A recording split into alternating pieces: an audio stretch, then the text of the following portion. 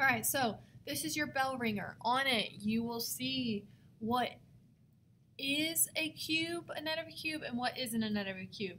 Now, remember, a cube is like a dice. It's six-sided, so if you were to kind of cut it apart, the ones that are checked, you could roll back up into a cube or a dice, and the ones that are not checked, like this one, it only has 4 sides, so there's no way that that could be it, okay? The first game on your, after the lesson is this. So if you are still confused on that, you will have time to go back through it. All right, so today we are looking at representing three-dimensional cubes using physics net, surface area, writing equations, solving equations, that's not changing. A prism, three-dimensional figure with parallel congruent bases that are both polygons. Don't get caught up with all the words. Three-dimensional, 3D, anything in the real world. Okay? Parallel means they never touch. Congruent, the same size. Bases, if you put it on its bottom, like our base as a human is our feet. So our base is our bottom, okay? And then polygon just means it's a shape that is enclosed. It doesn't have any openings, okay? So rectangular prism means that the base, the bottom, is rectangles. There can be more rectangles in the shape, but the bottom itself is a rectangle. That's all you need to know, all right? So, again, we have a net. This right here would be one of the nets of a cube. It was on your bell ringer. It should still be in front of you, all right? So, now we are on page 2 of our packet. What this is saying is we have 6 faces, okay? The dice broken apart, 6 faces. In order to find the surface area of this cube, think of it as wrapping Christmas presents, right? You want to know how much wrapping paper you will need to fit around that box. So that's what this is for. Or any cereal you make, they have to know what the surface area of the box is in order to know how much color or how much room, etc. they have for the particular pattern that they're doing, okay? So we're going to break this big shape up into 6 shapes, 6 rectangles. So face 1 is our first rectangle, and they want us to first find the area of each rectangle. So we are going to take 1.5 and multiply by 4. When we do that, we should get 6. When we do that, we should get 6. Then we are going to go on to face 2 and do the same thing. What is 1.5 times 2? You should get 3. Go on to face 3. What is 2 times 4? Oh, well, that's 8. Okay? Now notice how face 4 is similar to another face. Which face is it similar to? Which face is it the same as? Face 2. So we know that if we multiply 1.5 times 2, we will get 3. Which face is face 5 the same as? Face 1. So 4 times 1.5 gives us 6. All right? And then do the last one. This is similar to face 3, therefore we should get 8. All right? So on the same page, I have it already filled in, just like you have on yours. We're just going to write all of this information on our lines.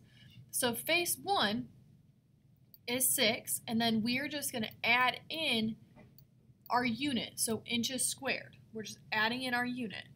Inches times inches is inches squared. Face 2, 3 inches squared. Face 3, 8 inches squared. Face 4, 3 inches squared. Face 5, 6 inches squared. Face 6, 8 inches squared. Okay? That's all we're doing. Now, to find the surface area, all right, we have all these different areas. Now, what are we going to do with them? We're just going to add. We're going to take 6, add it to 3, add it to 8, add it to 3, add it to 6, add it to 8. So I just went through and added those 6 numbers together. And when I do that, when I add those 6 numbers, what do I get? I get 34, and then this obviously would be inches squared. So if this were present, I would need 34 inches squared of wrapping paper or of ink or whatever it is my picture to be. Okay? So on to the next one. Write the surface area to determine the surface area of this rectangular prism. So thinking about this shape, now we're looking at this, okay? Remembering that we want to know what, we want to know what this, let me redo that, I'm sorry. We want to know what this side is, the area, this side's area, and last but not least, this side's area, all right? So if we're looking at the yellow, how do we find the area of the yellow? We do what times what? We do what times what? Length times height. We do length times height. Okay?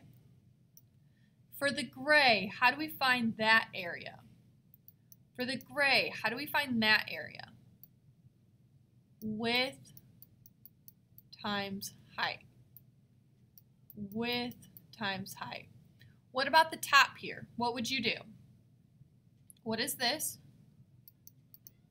Length. What is this? Width. Okay? So I literally just multiply length times height. That's the front. Width times height, and then length times width. Okay? So I'm taking each side should be represented twice. Two W's, two H's, two L's. Okay?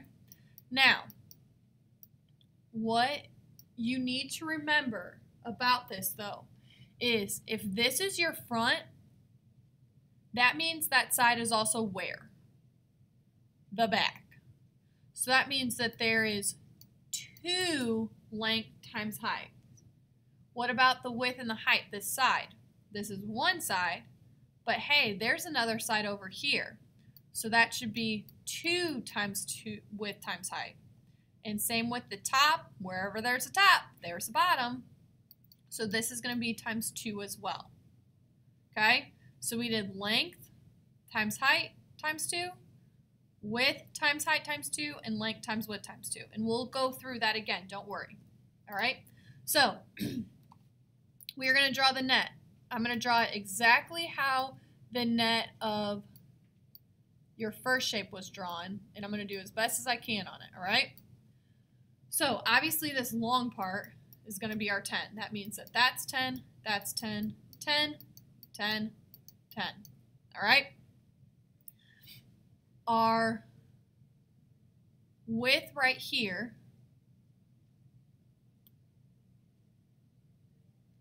this would be our 4, 4, 4, and 4. Which leaves this right here to be 5, and obviously that's 5 because they connect. And across from each other is always congruent. Okay? So, what is 5 times 10? What is 5 times 10? So this box is 50. What is 4 times 10? This box is 40, I'm sorry. What is 5 times 4? This box is 20. What is this box? 20. What is this box? 50. What is this box? 40. Okay? If you are not great with the nets, do like we done the last one. 10 times 5 is your front and your back. So 50 represents your front and your back. Then we have our side 1 and side 2. And that is what when you multiply the red numbers? 20 and 20. And then we have our top and bottom. So what is this? 10 times 4. 10 times 4. What's that give you? 40. Okay? So if you add 50 plus 50, you get 100. 20 plus 20, you get what? 40. And what's 40 plus 40? 80. So what's 100 plus 40 plus 80? and you should get 220, and this is going to be centimeters squared. Okay? Both of these answers, you get this answer right here. So same thing. This one is already broken apart for you. You don't have to do it. That's kind of nice. So count up the boxes. This is a 3 by 5. What's that give you? 3 by 5. 15. This is a 3 by 5. What's that give you? 15. Try these. Pause the video and do those on your own. Draw the bottom part.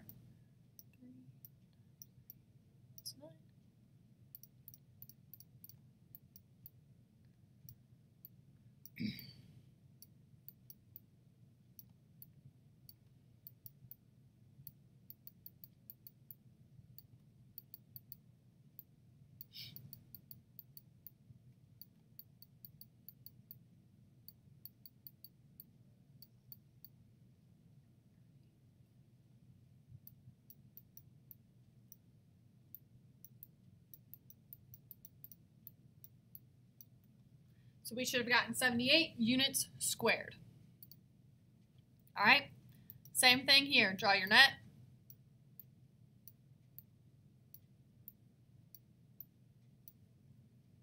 Okay.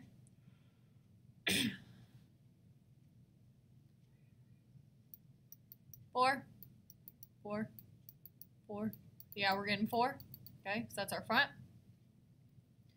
Our side.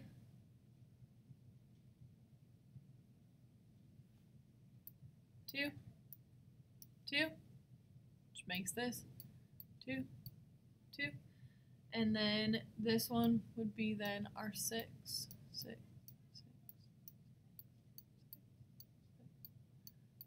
Okay, so what does that give you in that box when you multiply? 24. Let me change colors, I'm sorry. 12, 8, 24, and 8. So 24 plus 24 is 48. So 24 times 2, right? Because there's 2 of them. Then we have our 8 times 2, because there's 2 of them, 16. And then we have our 12 times 2. And that gives us 24. If I add those things up, should get 84 feet squared. Double check my math.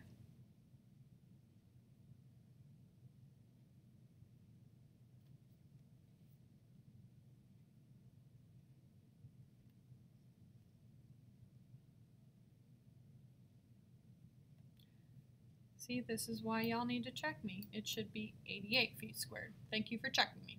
All right, 88 feet squared. All right, so last one. If they ever give you word problems, always draw a picture, just like the supplementary and complementary we've been working with. So we have a rectangular prism, so draw a box. Draw 3 lines coming out, kind of at a diagonal, and then just connect them. Maybe look a little funny. Yours might be better than mine, might be worse than mine. That's not a big deal.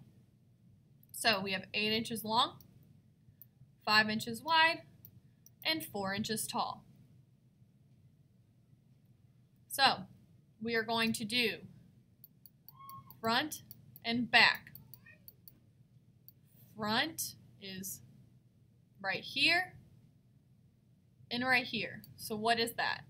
What numbers? 8 times 4. What is 8 times 4? 32. So our front and our back would be 32. Now let's do our side 1 and side 2. Side 1, side 1. What does that give you? 5 times 4. So that would be 20 and 20. All right, now go on to the last one. We have our top and our bottom. So that times that. What is that?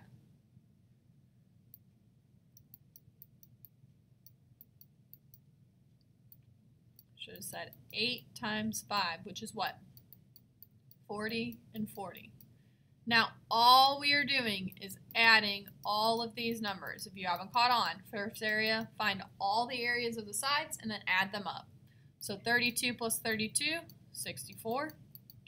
20 plus 20, 40. 40 plus 40, 80. Excuse me. So if you add those together, should get 184. Double check my math. I know it's been a little rough for me already today.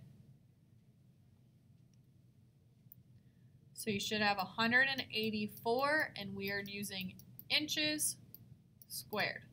Okay? Play the games. Make sure you take the quiz. You got this.